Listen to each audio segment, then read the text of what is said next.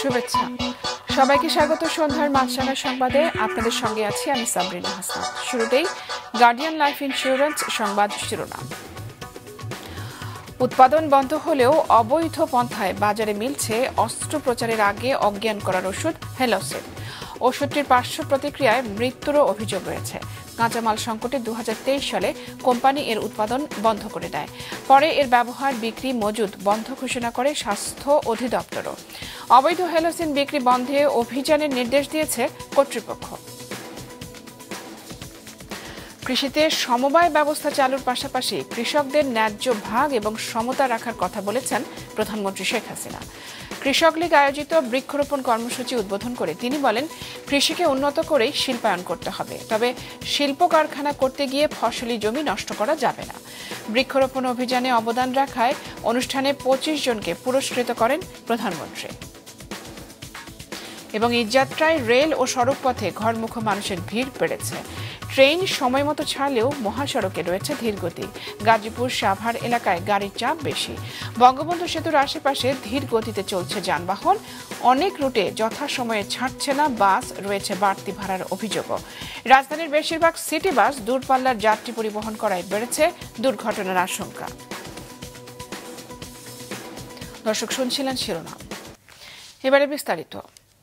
অস্ত্রোপচারের আগে রোগীকে অজ্ঞান করার জন্য হেলোসিন নামের ঔষধ ব্যবহার করা হয়, কিন্তু কাঁচামালের সরবরাহ না থাকায় গত বছরের এপ্রিলের পর ঘোষণা দিয়ে এর উৎপাদন বন্ধ রাখে একমাত্র অনুমোদিত কোম্পানি এসিআই ফার্মাসিউটিক্যালস।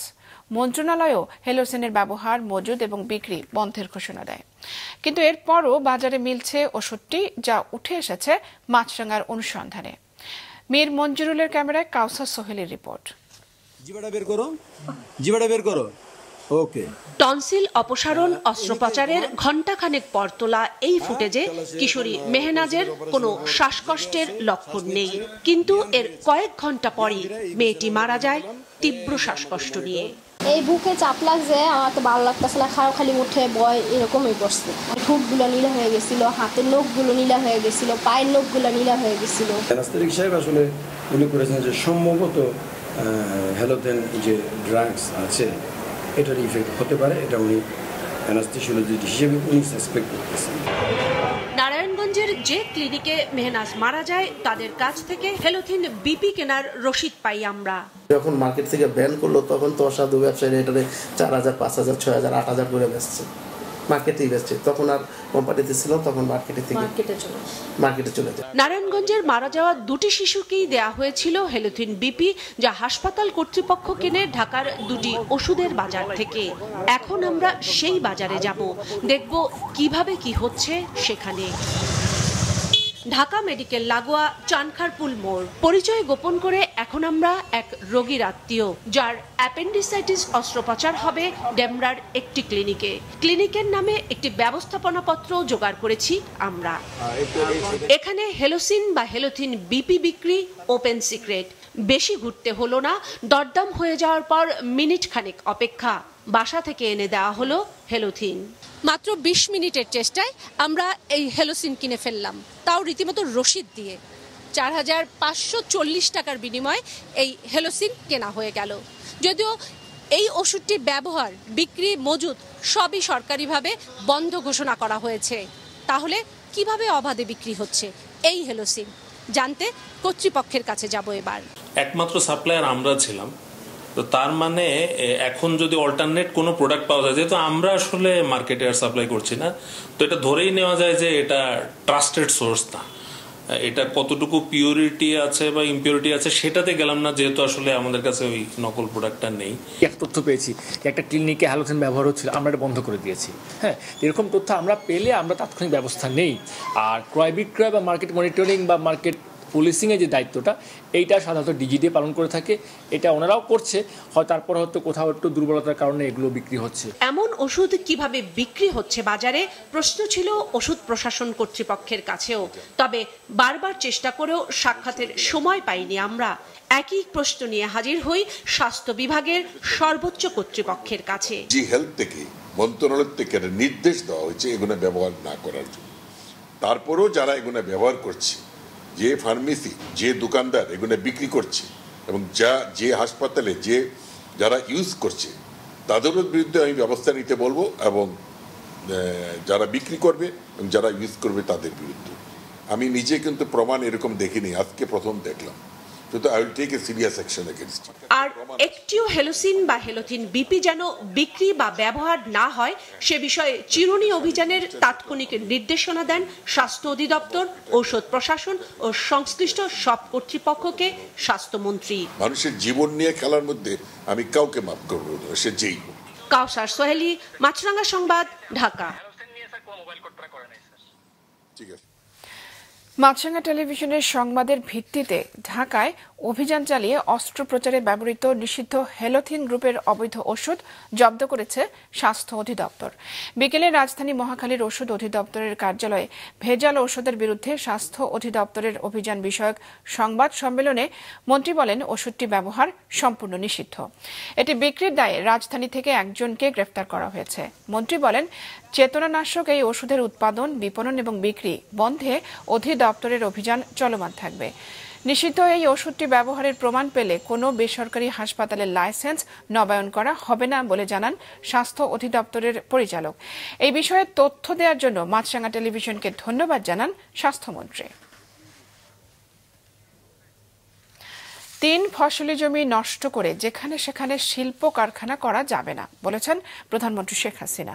সকালে গণভবনে 3 মাস ব্যাপী বৃক্ষরোপণ কর্মসূচি এবং পুরস্কার বিতরণী অনুষ্ঠানে তিনি আরও বলেন, কৃষিকে উন্নত করে শিল্পায়ন করা হবে। আরও জানাচ্ছেন ইফতিশাম নাসিম মৌ। আওয়ামী কৃষক লীগ আয়োজিত 3 মাসব্যাপী বৃক্ষরোপণ কর্মসূচির শুভ উদ্বোধন এবং পুরস্কার বিতরণী অনুষ্ঠানের প্রধান অতিথি ছিলেন প্রধানমন্ত্রী শেখ হাসিনা। প্রধানমন্ত্রীর হাতে শুভেচ্ছা স্মারক তুলে দেয় কৃষক লীগ। প্রধানমন্ত্রী 2020-21 সালের পুরস্কার তুলে দেন সেরা 25 জন বৃক্ষ রোপণকারীর হাতে। প্রধানমন্ত্রী সবাইকে শুভেচ্ছা জানিয়ে বলেন, দেশের অর্থনীতি নির্ভর করে কৃষির উপর। তিনি আরও বলেন, 75 পরবর্তী অবৈধভাবে ক্ষমতা দখলকারীরা শুধু মানুষের ভোটের অধিকারই কেড়ে নেয়নি, বরং মানুষের ভাগ্য নিয়ে ছিনিমিনি খেলেছে। খালেদা জিয়া সেও ক্ষমতা আসার পরে দেখা গেল যে শুধু জনগণের ভোট চুরি করাই না, এদেশের কৃষকের ভাগ্য নিয়ে ছিনিমিনি খেলে। সার পাওয়া যাচ্ছে না, কৃষক আন্দোলন করেছে। আন্দোলন করার অপরাধে 18 জন কৃষককে গুলি করে হত্যা করেছিল। সমবায় ব্যবস্থার উপর জোর দেওয়ার পাশাপাশি কৃষকদের ন্যায্য ভাগ ও সমতা রাখার কথা বলেন তিনি। জানান, কৃষিকে উন্নত করেই শিল্পায়ন করতে হবে। আমরা দেখি যেখানে সেখানে একটা ব্যবসায় নিয়ে একটা জমি কেনে আর একটা ইন্ডাস্ট্রি করে, আমার কৃষি জমি নষ্ট করে দেয়। আমাদের কাছে হচ্ছে আমাদের 3 ফসলি জমি কোনো মতেই সেটা নষ্ট করা যাবে না। সেখানে কেউ কোনো ইন্ডাস্ট্রি করতে পারবে না। যত্রতত্র যাতে এভাবে জমি নষ্ট করে শিল্পায়ন করতে না পারে, সেই জন্য আমরা বিশেষ অর্থনৈতিক অঞ্চল করে দিয়েছি। এটা করার একমাত্র উদ্দেশ্য আমার কৃষি জমি রক্ষা করা। তিনি বলেন, দুর্যোগ মোকাবেলায় আওয়ামী লীগ বৃক্ষরোপণ কর্মসূচির উপর জোর দেয়, সাথে খাদ্য উৎপাদন আরও বাড়ানোর উপরও জোর দেন প্রধানমন্ত্রী। পশু কোরবানির জন্য যেন পরিবেশ নষ্ট না হয় সেই নির্দেশও দেন তিনি। সবশেষে গণভবনে একটি করে ফলদ, বনজ ও ঔষধি গাছ রোপণ করেন প্রধানমন্ত্রী শেখ হাসিনা। ইফতিশাম নাসিম মৌ, মাছরাঙ্গা সংবাদ, ঢাকা।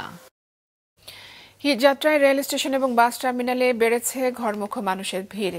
সময় ধরেই ছাড়ছে ট্রেন, তবে মহাসড়কের ধীরগতির কারণে যথাসময় ঢাকা ছাড়ছে না অনেক রুটের বাস। অভিযোগ রয়েছে বাড়তি ভাড়া নেওয়ারও। আরও জানাচ্ছেন নিয়াজ মোর্শেদ। ট্রেনে ঈদযাত্রায় ট্রেনে বেড়েছে চাপ। উত্তরবঙ্গগামী ট্রেনের সংখ্যা কম হওয়ায় ওই অঞ্চলের মানুষ সকাল সকাল চলে আসেন কমলাপুর রেলওয়ে স্টেশনে। ঢোকার মুখে হয় প্রথম দফার টিকিট চেকিং। টিকিট না থাকলে সেখান থেকেই ফিরিয়ে দেওয়া হচ্ছে। যাত্রীর সাথে যে নামের সাথে টিকিটের তথ্য মিল আছে নাকি এটা চেক করতেছি আমরা। অনলাইনে টিকিট কেটে 3 দফায় চলে চেকিং, শেষে নিজেদের সিটে বসতে পেরে খুশি যাত্রীরা। উত্তরবঙ্গের ট্রেন আমাদের অনলি 3টা, তার মধ্যে সকালে 2টা, আর এত লোকের জন্য এত টিকিট তো বরাদ্দ নাই, এই জন্য যাওয়া দরকার। আমরাও কনসিডার করতেছি, সবাই মিলেমিশে যাওয়ার চেষ্টা করতেছি। বাড়িতে বাপ মা আছে, সবার জন্য আপনার যেতে হবে, কষ্ট হলে যেতে হবে। কড়াকড়ির মধ্যেও টাকার বিনিময়ে কিছু যাত্রীদের প্ল্যাটফর্মে ঢুকতে সহায়তা করছে রেলের কিছু কর্মী। টিকিট তো কাটা হয় নাই, নগদ টাকা দিয়ে উঠছি। সকাল থেকে দুপুর 2টা পর্যন্ত দেশের বিভিন্ন গন্তব্যে ছেড়ে গেছে 34টি ট্রেন।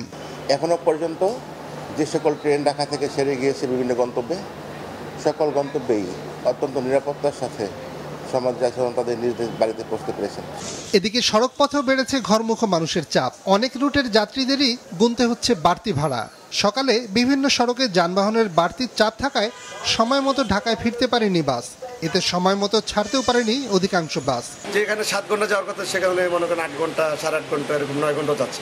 নর্মালি দিনাজপুরে ভাড়া আপনার 800, 900, কিন্তু এবার ঈদের জন্য আপনার 1300 টাকা। আমরা তো লাস্ট স্টপেজের ভাড়াটা নেই, এই কারণে মানুষ মনে করে ভাড়াটা বেশি। বাস চালকরা বলছেন গাজীপুর, সাভার এলাকায় গাড়ির চাপ রয়েছে। এছাড়া সিরাজগঞ্জ এবং যমুনা সেতুর আশেপাশে খুব ধীর গতিতে চলছে যানবাহন। নিয়াজ মোর্শেদ, মাছরাঙা সংবাদ, ঢাকা। রাজধানীর বেশিরভাগ সিটি বাস শহর ছেড়ে ঈদ যাত্রীদের নিয়ে এখন চলছে মহাসড়কে। এতে বাড়ছে দুর্ঘটনার আশঙ্কা।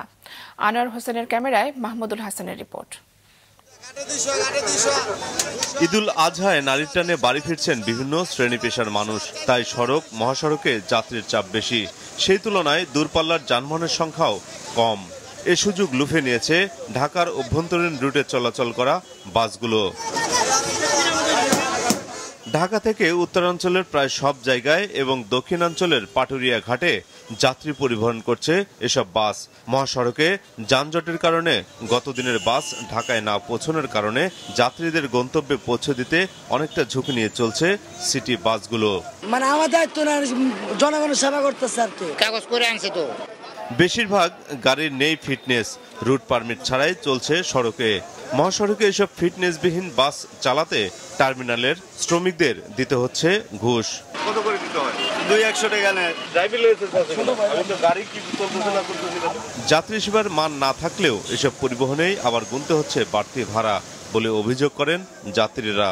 যে 110 টাকা ভাড়া, সেখানে 200 টাকা করে নাকি হচ্ছে। যেমনি করাই তো ওই গাড়িতে ওঠাই, এই গাড়িতে ওঠাইছি, বলে এই গাড়ি আগে যাবে, এই গাড়ির থেকে এখন বলতেছে এটা আমরা যাবো না। সিটি সার্ভিসের কোনো বাসকেই বাস বে অথবা টার্মিনালে ঢুকতে দিচ্ছেন না বলেন শ্রমিক ইউনিয়নের এই নেতা। এই যাত্রীগুলো যাবে কিভাবে? নয়তো আমরা যদি স্টপ করাই এটা নিয়ে আমাদের মধ্যে বিতর্ক হবে এবং এটা প্রশাসন এটাকে অ্যালাউ করবে না। বিআরটি এর চেয়ারম্যান বলেন তাদের কাছে এখন পর্যন্ত কোনো অভিযোগ নেই। কেউ অভিযোগ করলে অবশ্যই ব্যবস্থা নেওয়া হবে। রুট পারমিট বিহীন গাড়ি যদি রাস্তায় চালায়, যদি আমাদের ইনফরমেশন দেয়, পুলিশে যারা এনফোর্স করে তাদেরকে জানায়, তাইলে কিন্তু আমরা ব্যবস্থা নিতে পারি। পরিবহন বিশেষজ্ঞ বলছেন রুট পারমিট নেই এমন গাড়ি মহাসড়কে চললে বাড়বে দুর্ঘটনা। এই ধরনের যে সিটি বাসগুলি আছে যারা দূরপাল্লায় চলে যাচ্ছে তাদের ফিটনেসের ঘাটতি আছে, যারা চালক তারাও কিন্তু আনফিট। তো এই বাসগুলি যখন মহাসড়কে নামবে দেখা যাবে যে মহাসড়কের বিভিন্ন স্থানে তারা বিকল হয়ে বসে আছে। এই যানবাহনগুলিকে আসলে দুর্ঘটনার কিন্তু একটা বড় কারণ। ঈদযাত্রায় যোগ হওয়া বিআরটিসি দোতলা বাসেও ভাড়া বেশি নেওয়ার অভিযোগ করেছে যাত্রীরা। মাহমুদুল হাসান, মাছরাঙা সংবাদ, ঢাকা। বিএনপির মহাসচিব মির্জা ফখরুল ইসলাম আলমগীর বলেছেন, সেন্ট মার্টিনস ইস্যুতে সরকারের নীরবতা দাসসুলভ মনোভাবের বহিঃপ্রকাশ। সকালে জাতীয় প্রেস ক্লাবে এক আলোচনা সভায় এই মন্তব্য করেন তিনি। ব্যর্থতাই সরকারের যে আমার একটা দ্বীপ, সেই দ্বীপে আমরা যেতে পারছি না, সেই দ্বীপে গেলেই আপনার অন্য দেশ থেকে গুলি করে মেরে ফেলা হচ্ছে, মেরেও ফেলেছে। এই যে নতজানু মিয়ানমারের মতো একটা দেশকেও কিছু বলা যাবে না। এটার কতটা আপনার দাসসুলভ মনোভাব হতে পারে। সীমান্তে লোক মেরে দিচ্ছে, একটা কথা বলে না, পানি দেয় না, একটা কথা বলে না। আর এই সেন্ট মার্টিনে এখন খাদ্য সংকট দেখা দিয়েছে, অথচ এই নিয়ে সরকারের কোনো মাথা ব্যথা নেই। এদিকে সড়ক পরিবহন এবং সেতুমন্ত্রী ওবায়দুল কাদের দুপুরে ধানমন্ডিতে আওয়ামী লীগ সভাপতির কার্যালয়ে সাংবাদিকদের জানান, আলোচনার মাধ্যমে সেন্ট মার্টিনসে মিয়ানমারের গোলাগুলি বিষয়ক সমস্যা সমাধানের চেষ্টা চলছে। আমাদের কোনো বৈরিতা নেই, আলাপ আলোচনা দরজা এখনো খোলা আছে, আমরা কথা বলতে পারি। আমরা তো আক্রান্ত হলে সে আক্রমণের জবাব তো আমরা দেব। আমরা আমাদেরকে এত খাটো করে দেখি কেন? আমরাও প্রস্তুত যে আমরা আক্রমণ করব না, কিন্তু আক্রান্ত হলে কি আমরা ছেড়ে দেব? তখন তো আমাদের ডিফেন্ড করতে হবে। এবারে রাধুনী সৌজন্যে কোরবানির পশুর হাটের খবর।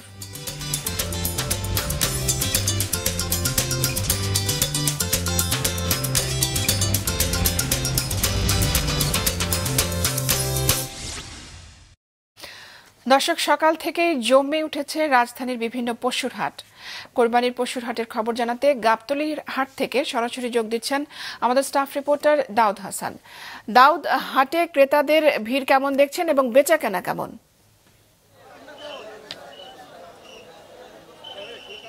সাবিনা, আসলে এই মুহূর্তে যদি আমি হাটের অবস্থা বলার চেষ্টা করি আপনাকে, সেটি এক কথায় যদি বলা যায় সেটি হচ্ছে জমে উঠেছে কোরবানির পশুর হাট, যেটি গত দুদিন থেকে আমরা দেখেছিলাম যে তেমন ক্রেতা না থাকলেও আজকে কিন্তু সকাল থেকে বেশ ক্রেতা দেখা গেছে হাটগুলোতে, রাজধানীর যে কয়টি হাট রয়েছে সেখানে। আমি এই মুহূর্তে গাবতলী হাটে দাঁড়িয়ে আছি। আমি যদি এই হাটটির অবস্থা যদি আপনাকে জানানোর চেষ্টা করি, সেটি হচ্ছে ক্রেতারা আসছে, দামাদামি করছে। আগে শুধুমাত্র দামাদামির মধ্যে সীমাবদ্ধ থাকলেও এখন কিন্তু ক্রেতারা কিনছে। তবে সবথেকে বেশি যে চাহিদা সেটি হচ্ছে মাঝারি গরুর চাহিদা, যেটি আগেও ছিল এখনও আছে। মাঝারি গরুটাই বেশি কিনতেছে। আমি যদি দামের কথা আপনাকে একটু জানানোর চেষ্টা করি, সেটা হচ্ছে যে গত কয়েকদিন দাম ধরে রেখেছিলাম ব্যাপারীরা, এখন শেষ সময়ে এসে আসলে ব্যাপারীরা দাম ছাড়ছে এবং ক্রেতারা তাদের পছন্দ মতো নিজের পছন্দের কোরবানির পশুটি কিনতে পারছে এবং যে দামে কিনছে তারা সন্তুষ্টি প্রকাশ করছে। তবে বিক্রেতারা জানাচ্ছে যে তারা যে দামে আসলে বিক্রি করছে সেটি তাদের শুধুমাত্র খরচের দাম। আবার কেউ কেউ বলছেন যে অনেকে লস দিয়েও বিক্রি করছে। আর আরেকটি বিষয় আমি আপনাকে একটু জানিয়ে রাখতে চাই, হাটগুলোতে যে বড় যে খামারগুলো আছে বা বড় যে গরুগুলো আছে সেগুলোর বিক্রি একদম নেই বললেই চলে এবং যাই বিক্রি হচ্ছে তাই খুব কমেই বিক্রি হচ্ছে। এই ছিল আমার কাছে গাবতলীর হাট। ধন্যবাদ দাউদ। নানা আনুষ্ঠানিকতায় পালিত হচ্ছে পবিত্র হজ। লাব্বাইক আল্লাহুম্মা লাব্বাইক ধ্বনিতে মুখর ছিল আরাফাত ময়দান। Desk report. লাখো কণ্ঠে একই ধ্বনি, নিজেকে আত্মসমর্পণের আকুতি। বিশ্বের লাখো মুসল্লি আরাফাতের ময়দানে সমবেত হয়েছেন মহান আল্লাহ তাআলার কৃপা অর্জনের জন্য। পাপ মুক্তির আশায় লাখো ধর্মপ্রাণ মুসলমান সূর্যাস্ত পর্যন্ত থাকেন আরাফাতের ময়দানে। মসজিদে নামিরা থেকে হজের খুতবা পাঠ করেন পবিত্র মসজিদুল হারামের ইমাম ও খতিব শায়ক মাহের বিন হামাদ আল মুয়াইকিলি। এ সময় মুসলিম উম্মার কল্যাণ ও সমৃদ্ধি সহ বিশ্ব শান্তি কামনা করা হয়। খুতবার পর জোহর ও আসরের নামাজ আদায় করে মুজদালিফার উদ্দেশ্যে যাত্রা করেন হজ পালনকারীরা। সেখানে গিয়ে মাগরিব ও এশার নামাজ আদায় করবেন তারা। মুজদালিফায় ফজরের নামাজ আদায় করে আবারও মিনায় যাবেন মুসল্লিরা। সেখানে শয়তানের উদ্দেশ্যে পাথর মারার পর পশু কোরবানি দিয়ে মাথার চুল ছেটে গোসল করবেন। মক্কায় বিদায়ী তাওয়াফের মধ্য দিয়ে শেষ হবে হজের আনুষ্ঠানিকতা। পলাশ রঞ্জন রায়, মাছরাঙা নিউজ ডেস্ক। সন্ধ্যার সংবাদ শেষ করছি, তার আগে গার্ডিয়ান লাইফ ইন্স্যুরেন্স সংবাদ শিরোনামগুলো জানিয়ে দিচ্ছে আরও একবার। উৎপাদন বন্ধ হলেও অবৈধ পন্থায় বাজারে মিলছে নিষিদ্ধ ওষুধ হেলোসেন। বিক্রি বন্ধে অভিযানের নির্দেশ স্বাস্থ্যমন্ত্রীর।